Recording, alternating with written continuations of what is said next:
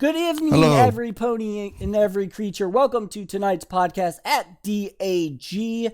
And as always, this is Dratta Arcana on Dratta Talks. And joining me tonight is special guest Ian Mitchell. Sorry for interrupting you earlier. Oh, that's fine, Ian. I've never had anyone interrupt me before.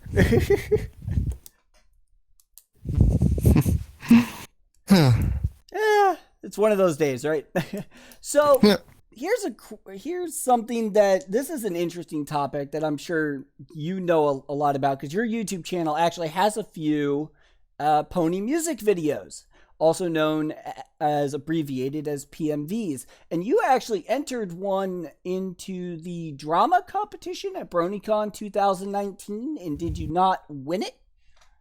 I got first place for the drama category. I also actually entered in for drama, I entered also for last year's of PMV contest for BronyCon, and they decided to place it in for third place for drama as well.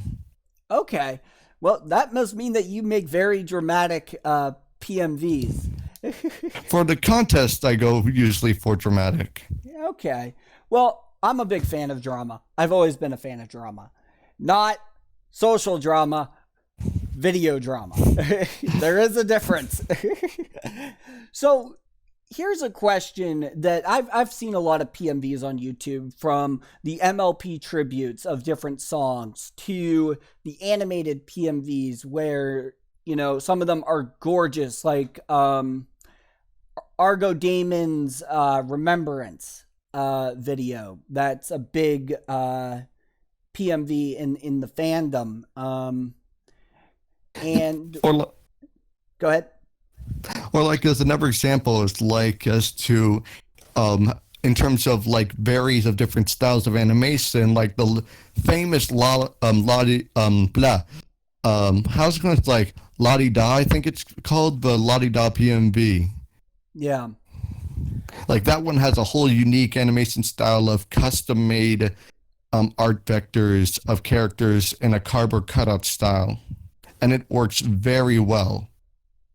Yeah, and I always when I'm bored out of my mind on YouTube, I generally go to the PMVs because I like music, I like the ponies, so the two combined together is always great. But what's kind of the process to get a PMV started, regardless of what it is?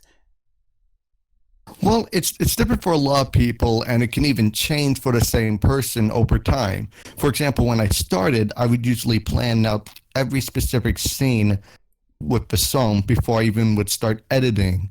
But I did that for the first two PMVs I ever did, one of which I did not plan out ahead enough somehow and got copyright striked. So that one is now just redirected to Google Drive. But later on, as my PMVs were less lengthened out and more of a shortened mini PMVs, I decided to be a bit more creative with it and sort of improv it as I go, and just see how I can work with this scene, or how I can just transition to the next scene.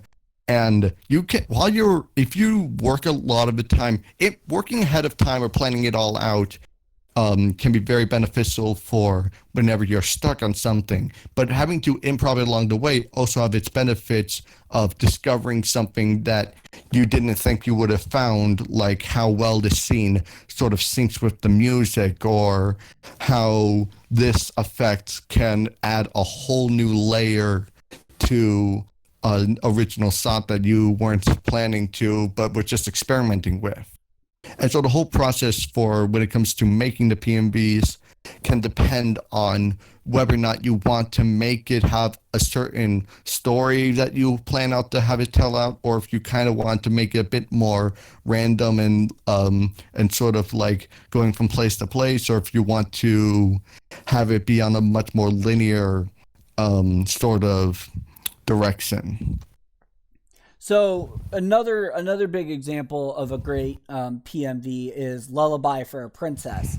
And that PMV is by far probably aside from Argo Damon's Remembrance, the Lullaby for a Princess PMV is definitely up there as, one of the top pony music animations.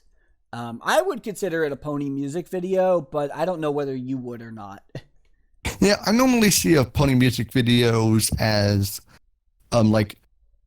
ones that sort of have honestly, it's just like ones that have full-fledged fluent animations, like Lullaby for a Princess or Children of the Night. Like, those are pony related and they're music videos, or they have music in them, but they feel more like sort of special animations or animated music videos than simply pony music videos. Okay. Yeah, so, and I guess that's where, maybe we could draw the line is, stuff like, the popular stuff like Lullaby for a Princess or Remembrance or Children of the Night. Maybe those aren't pony music videos. Maybe a pony music video is, those MLP tributes to specific characters, or, like my favorite ones to watch are definitely the Twilight PMVs. Oh, I don't think I ever seen The Watcher, that one. Huh? I said Twilight PMVs. Oh, I thought you said The Watcher, like there was a PMV called The Watcher. No, not that I know of. Whoops. Okay. Potato ears I have. Well, it happens. So what's kind of your process to get your PMV started? Well, like, as I mentioned before, like how, a lot of them are actually different. Like how when I started off, I started planning them out ahead of time by writing down what scenes would work best with this part of a song or this specific lyric. But more recently, I've been more of improving it. But it's different for also depending on the theme. For example, my most popular PMV, the Happier with Marshmello. It has I had to plan out specifically what vectors am I going to need to green screen and silhouette out to keep a consistent theme, to know exactly how many of these I'm actually going to need and how many of these are just sort of like things I'm experimenting with. So the majority of the PMV, while transition-wise was sort of improv, the idea of planning out what I was going to be using was sort of planned out ahead of time. Like, I wanted to have scenes of text flying by as Twilight's walking through a forest or a town, or I wanted to have a scene of Twilight falling from the sky, kind of like the balloon in the original music video, and scenes like that. And other ones that are more improv, like the one I entered for the contest of the Eternal PMV.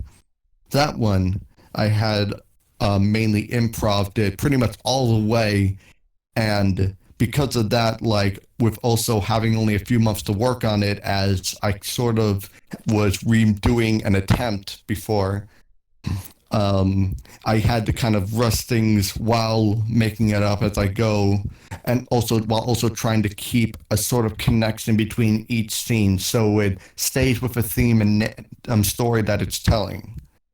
Yeah, and I watched your Eternal PMV. It was really well done. That was a gorgeous PMV, in my opinion. I encourage everyone to check it out, definitely. But going back to earlier in the conversation here, you talked about copyright strike. Now, do you find that the copyright strike to your PMVs is more on the music side or the actual scene side? Because I've always wondered, like, I know that some music artists will hit you for a copyright strike if you use their entire song, which is kind of how the tributes work to begin with. Yeah.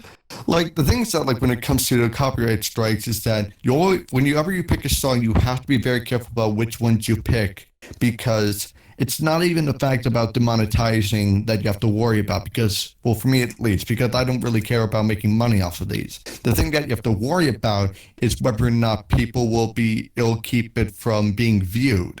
Because there are some songs that are inviewable to hundreds of countries, and you have to make sure, like, to test it to see exactly if it can be used. A good way to make sure is to just take a small clip from the song, like say 30 seconds of the song, and then just upload it onto your channel unlisted and wait a day or two to see if it's detected about the copyright and if it has a reviewing restriction. If not, you're free to use the full song for your PMV.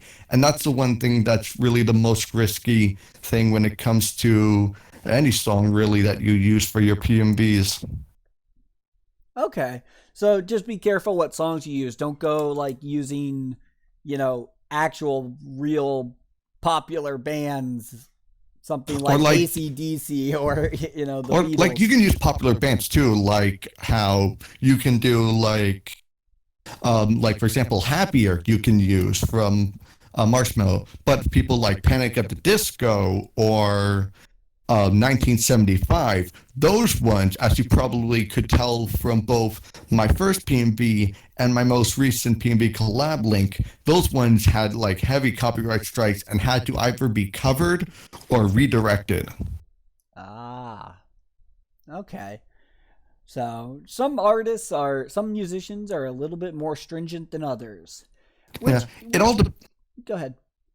it all depends on like who owns the music, because each song has its own sort of licensings and ownerships of like who owns blank blank of this song. Is it the writers? Is it the producers? Is it the managers? Is it the studios? It's sometimes a mess.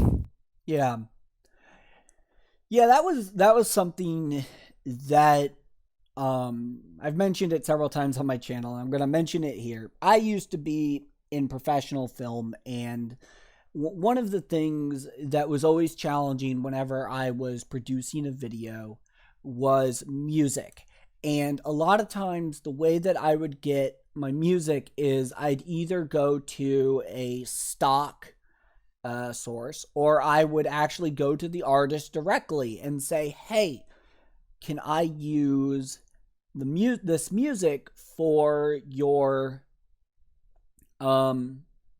for a video? I was part of a big production, something like 60 people involved in this production for a global music video. And the way that we were able to use the song for that music video was because the actual singer and owner of the track and the creator was actually in the music video. Huh. Now, you're not going to have that for Pony PMVs, but it's just something to think about, that sometimes you have to go, sometimes it's just better to go to the musician or the creator to see if it's okay, and then that might be a way to avoid copyright strike. But yeah, and like trying to contact the actual owners directly or so, it's like it is like unless you want to try using covers for the original, which is also always an option. It is probably like the best option to do if you want to try and work your way through the copyright. Of course, it will be a hassle sometimes if you don't know what you're doing. Yeah. And also sometimes, getting in contact with the owner of some songs is not always a feasible option either. For example, trying to contact the Beatles to use a Beatles song for a PMV might not be as viable. Or 1975. Those people are impossible to contact. Yeah. I'm sorry. No, it's fine. It's just like I was really mad when it came to like my first PMV when I tried to make it, and with that song was so heavily copyrighted. I tried every source of trying to avoid it. I tried covers. I tried all sorts of different ways to change it, and it just wasn't accepting it, and there was no way to contact them. And so I wasted like months before I could release my first PMV. But the good thing now to know is that I've learned from that, which is a great thing when it comes to creating content, is that you learn from your experience even if you start bad. Yeah. That's very, very true. And I think the thing is that it's all a learning curve for any of these videos. And I've talked with a variety of YouTubers on through this channel, and it's always interesting to hear that a lot of us have the same opinion. It's all, as you continue to make content, you continue to learn new things. So I personally, here's a question for you. If I wanted to make a pony music video, and it's my very first one, how should I start to go about it? What steps should I take first? Should I go straight for the song, or should I think more about what kind of story I want to tell and what character maybe, or what relationship? Well, first of all, is that like making sure that you familiarize yourself with the editor that you have.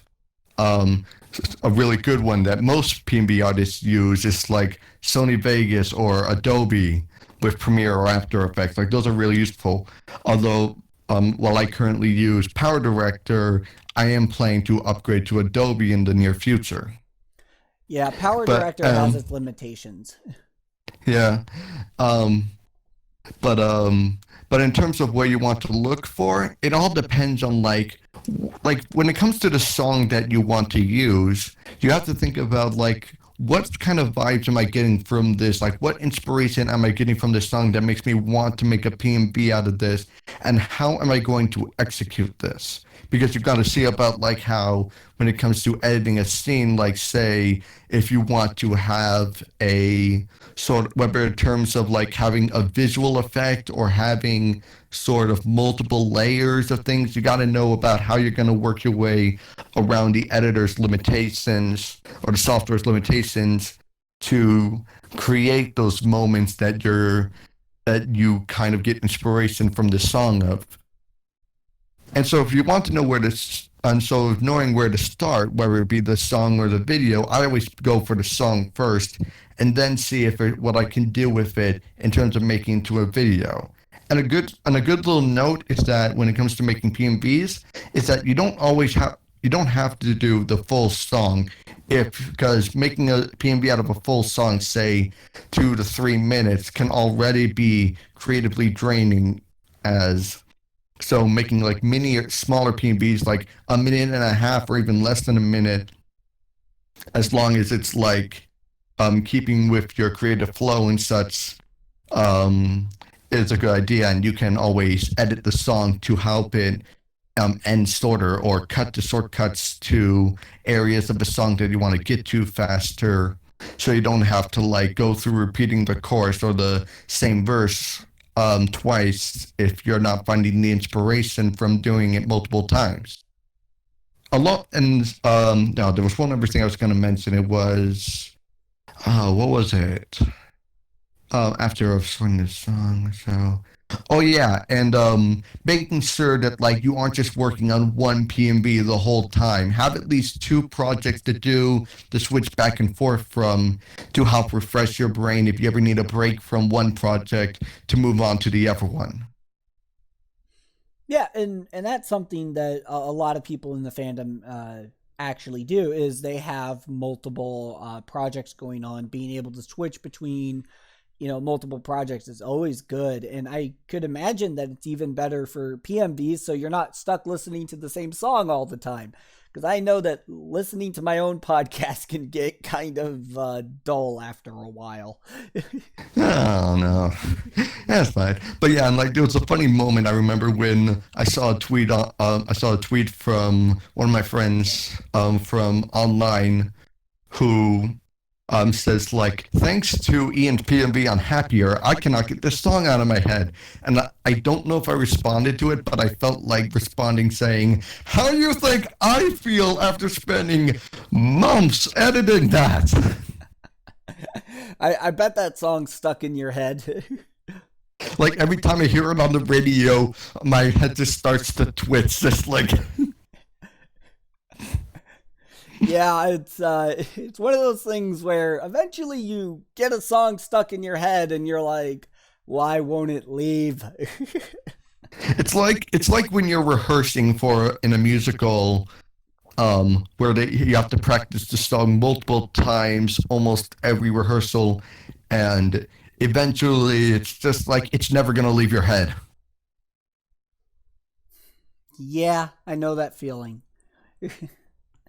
I have done so many I've edited so many videos to the point where it's like I can only watch them like once, and it's like I had one that I did where it required a lot of editing. When I was done editing, I never went back and watched that video.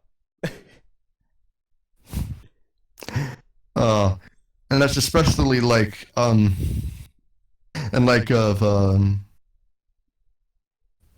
how like some of my recent videos with them being like over an hour long and having to edit them down to being under an hour and checking all the little clips and such, like um like those kind of things, like whether it be for video logs or for stuff like that, just like those things can also just like start to really become like you don't want to go back and watch the video now that you've uploaded it. It's just like I'm not even gonna check it. I'm done.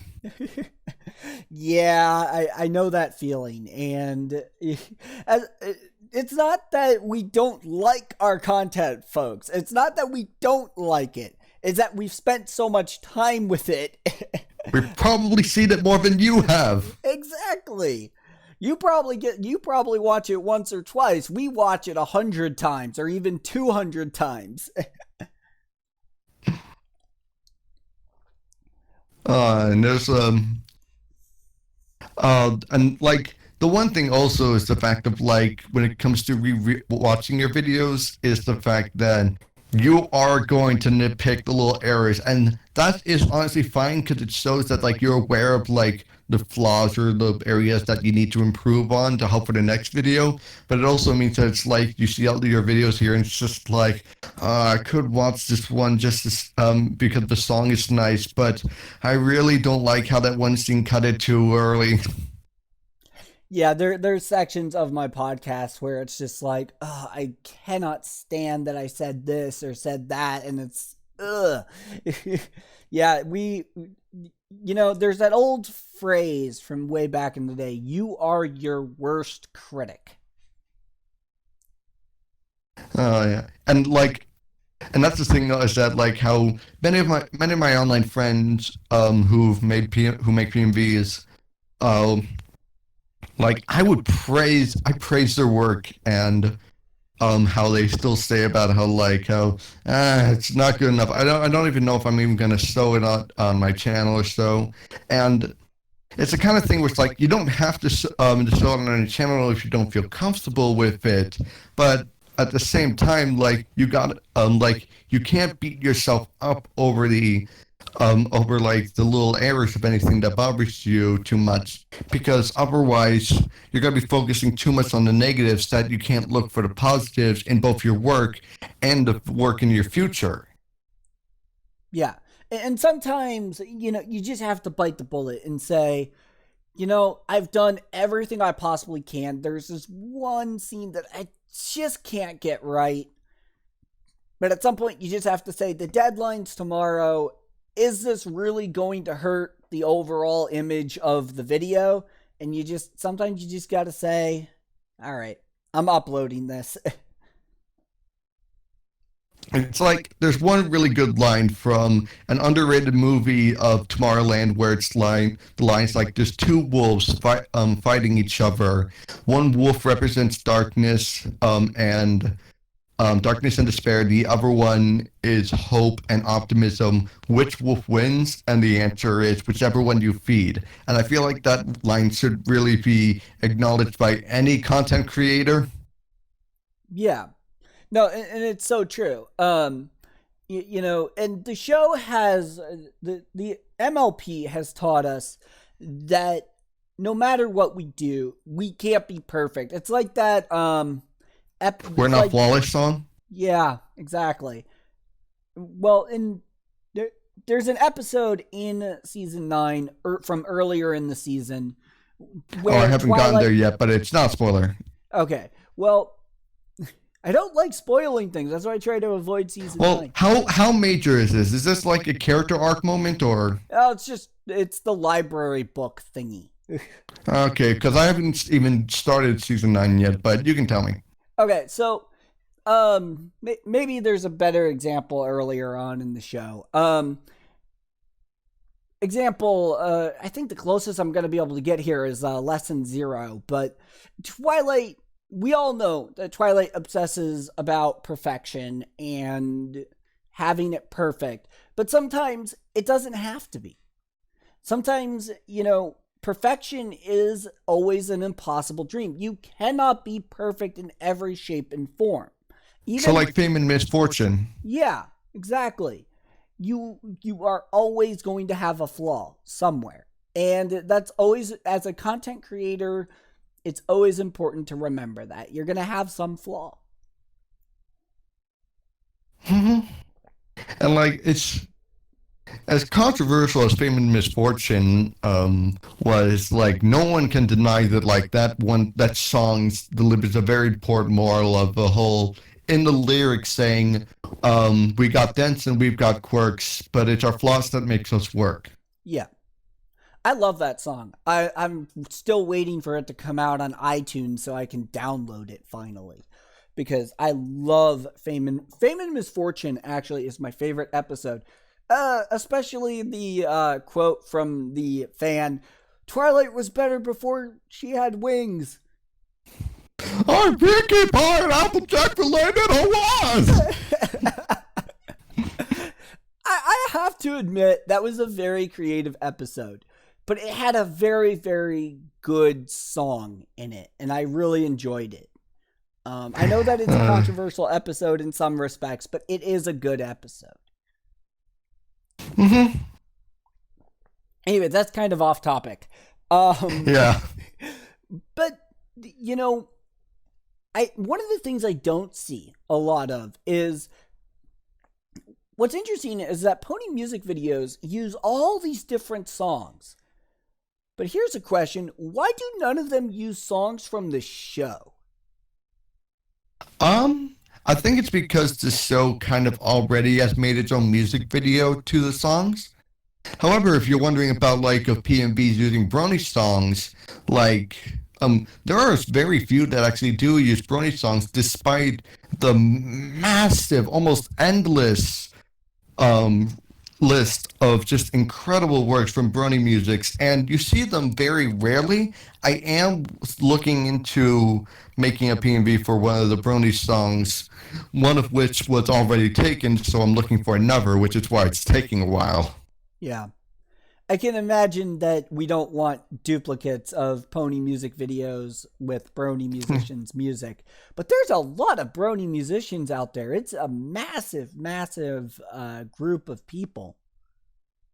And like, we're seeing a lot of Brony musicians come back for the last few years, like Prince Whatever and Forever Free Brony have for a few years ago were not too active, but then that was because of how they were very busy working things out, and now they're just bringing out content like every week almost, and it's awesome. It's just too bad we'll never get Living Tombstone back. Yeah, but a lot of people, like, they don't abandon things or they lose interest in things, but it's just like they gain new interests that they want to spend some time focusing on, and can help, like, basically to just add things for you to explore around. Yeah. And you just find yourself, like, doing all these different things, and Tombstone already has contributed a big deal to the Brony fandom, and I still enjoy all of his work when he all of his stuff from other themes and such, and other different fandoms that he's been contributing to. Yeah. Well, his song Discord will forever live in the fandom for all eternity. More than the original, sadly. Yeah, more than the original. Which, actually, I didn't realize that wasn't the original until about a couple months ago. Remixed. When I actually went digging for it. So, well, unfortunately, we are running short on time here. Any final thoughts, Ian? Just the fact about how well a lot of people are worried about like how if any of their work or so, or if they're joining the fandom way too late, or wanting to make content, keep wanting to make content even after the show ends, and are worried about people like losing their audience. Keep in mind that like a lot of people are not going to lose interest in the show, especially with the show getting a new generation. It's just the fact that like people are going to be taking a break from it, as the show itself is going to be taking a break. And of course, like as while a lot of content and inspiration can still grow, will still grow after the show ends. Like I think as many people have already stated that like these kind of inspirations and this passion and this community, it isn't really gonna die off just because the show sort of has reached its climax of its current generation, because it's moving to a new generation that will gain even new members and new people's interest for like the next how many years. Considering how long this one lasted, the next one could last perhaps even longer, depending on what they plan to do with it. Probably something good, considering that the writers of the team of this and the people behind the show has been fully aware of how impactful the franchise has been, and they're gonna want to make sure that they do not hold back its potential. Yeah, and I agree with you there. And I know for a fact that I came in very late. I only came in August 2017, so I started making videos only about a year and a half ago, and I don't know, I think I've been doing pretty well. But anyways, I think we're pretty much out of time. So as always, guys, this is Dratta Arcana, and as always, this is Dratta Talks. And if you're looking to contact me, you can contact me in a variety of ways, two of which are Dratta Arcana Gaming on Facebook or dratta.arcana@gmail.com. Or you can join my community Discord. Link is in the description. And as always, this is Dratta Arcana with special guest Ian Mitchell. And we'll see you guys on the next video. Have a good night, every pony and every creature. Bye.